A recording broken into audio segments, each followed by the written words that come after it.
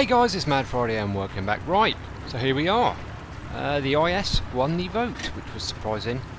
I would have sworn, I would have betted that the Comet would have won, but the IS won, surprisingly. I do like this tank though, which is why I kept it, so it's not all doom and gloom. But don't worry for you guys that voted for the Comet, it was quite close, so I'm going to do both, but I'm going to put more time into the IS. But there will be some Comet action fairly regularly, unless it's going to bore you guys. Please let me know if you don't mind seeing these tanks like once a week per tank, pretty much, which means there's only going to be 3 days for other types of tank until I get this done. Or if you'd like to see it less regularly, I'd just put one out sort of every 2 weeks, because I'm not going to be able to do this one fairly quickly, I don't think. The Tiger, I just stumbled upon 2, so my task to get 3 wasn't particularly hard.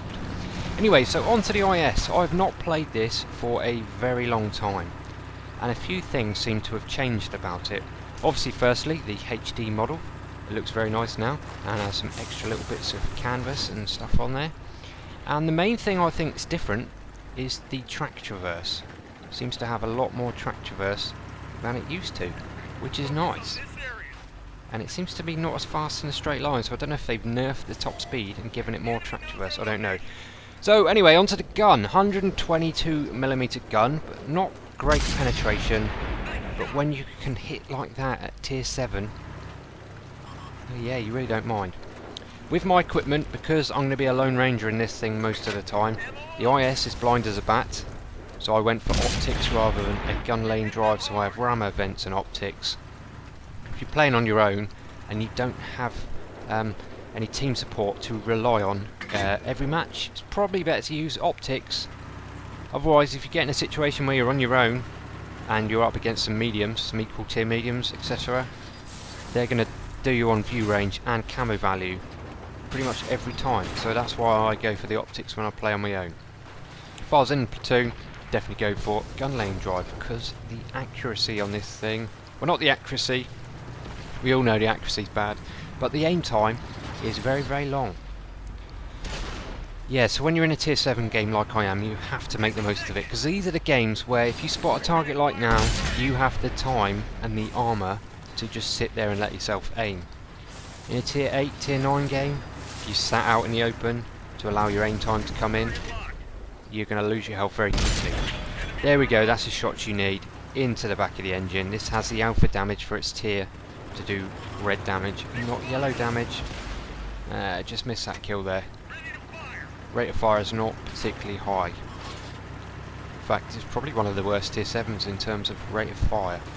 But again, like I said, you have that big, derpy alpha damage to make you feel happy when you hit someone for half their hit points. Right, so we've got a few pen tickets. 1 kill so far, it's not going too bad. Apart from a couple of derps. Right, so here we are, look, aim time, aim time, aim time. Hit him, cripple him, and he's now one shot. Reversed away at an angle, but he's still penned there, I think. Locked and loaded. And we finish him. We're aiming up for his square armour at the front. Not using any premium rounds in the tier 7 game. Although, at the end, there is a situation where possibly a premium round would have been better than the choice of ammunition I chose, but we'll talk about that in a minute. So, we're losing on numbers. Kind of standard for every game I've been in lately. Can we pop this guy? Can we pop this guy? He's weaving. He's doing a good job of weaving. Fortunately, I was aimed in. And their artillery is leaving me alone at the minute.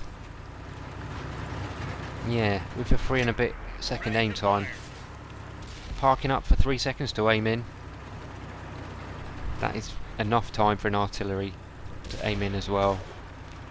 Yeah, so that's one of the main drawbacks of this tank.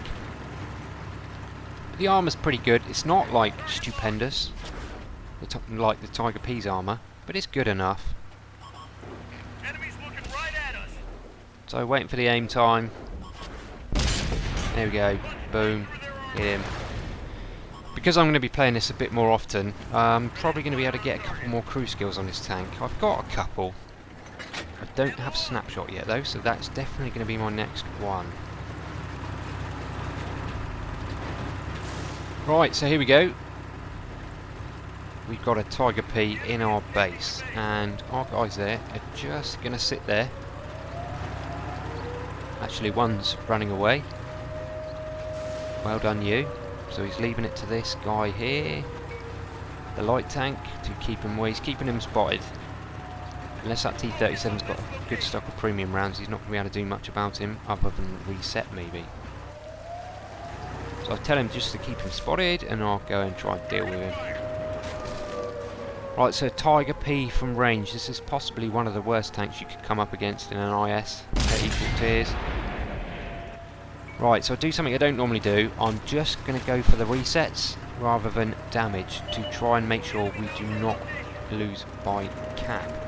I'm fed up with going into games, being winning by miles and losing because we get capped. So I'm just going to fire some HE rounds to guarantee the reset.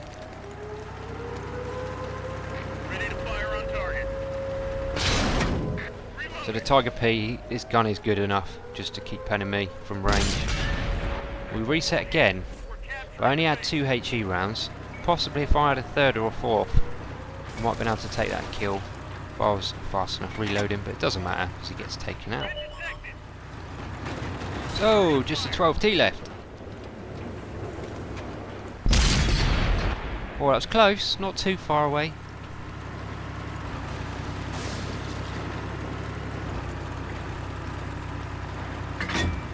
Right, so I'm going to head him down. Our guys are capping out. This could be a problem. He's more than capable of getting around me, but he's on low health. Low health, come on. Get around it. He's going to kill me. No, he's not. Team take him out. Anyway, I tried to poke at getting some more damage at the end of that game, but it didn't quite work out. Right, so that was my first game back in this tank to do the IS diary. And I think I did okay. 2,940 damage and just over 1,000 assist points. Get the high caliber, a mastery 1 and a sniper in a VII Russian tank. That's not bad at all, picking up a sniper. So, top of the team. Decent amount of base experience, 3 kills and a nice damage plus assist point total to start bringing up my average damage for my first barrel mark, which I don't have yet. Going to have a look at the stats in a minute, and you're going to see that I've played a fair few games in this tank, but most of them were during the beta test and just after, so they were way before they counted for barrel marks. So we're going to have a look. Unfortunately, I didn't look before I did this game, so I didn't see the initial figure, so we're just going to have a look at what I managed to do after this game. So here we are in my stats, and we're just going to have a quick look at my IS stats. Right, so I've played 206 battles in this. Like I said, it used to be my favourite tank in the game before certain other tanks came out. Yeah, so I've played 206 battles. Most of these were on 360. I've killed 402 people and maintained a 72% hit ratio. That's not bad for a Russian gun. But more importantly, like I said, I forgot to look at the percentage before I started doing this. But after this first game, my percentage was 32.54% on the damage standings. So from here, we're going to use that as the initial figure. And every week or so I'm going to give you an update on how I'm going on the barrel marks for this tank. Right, so there we go. Hope you enjoyed the episode, and well done for voting for the IS. It's a pretty good tank, and also, like I said, I'll be doing this for the Comet as well, because that's also a pretty tasty tank. Right, cheers guys, please give the video a like if you did, please sub if you're not, and I will catch you tomorrow. See you later.